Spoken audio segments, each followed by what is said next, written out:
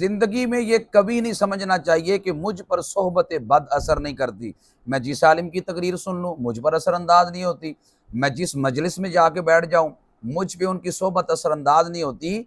ये सफ़ेद झूठ है। आप जिस मजलिस में जाएंगे, जिस बंदे की सोहबत में बैठेंगे, उसके असरात ज़िंदगी में आप पे पड़ेंगे। ताबीन के दौर की बात है। इमरान बिन हत्तान रिकाशी ये ताबीन के दौर में था और बहुत बड़ा मुहद्दिस था, यानी बड़ी अहादीस इसको याद थी और कुरान का आलिम भी था। लेकिन इस पर यह भूत सवार हो गया कि फुला खारजी औरत से मैं निकाह करूंगा और निकाह करने के बाद उस औरत को मैं सीधा कर लूंगा, मैं उसके अकीदे को बेहतर कर लूंगा।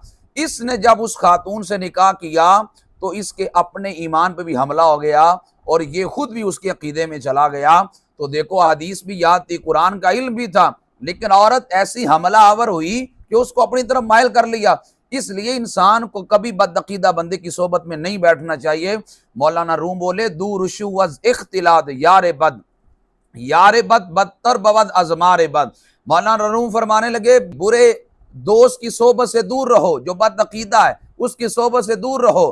फरमाया बदअकीदा की सोबत जहरीले साम से भी बदतर है। फरमाया साम ज्यादा से ज्यादा तुम्हारी जान पे हमला करेगा, बदअकीदा तुम्हारे ईमान पे हमला करेगा।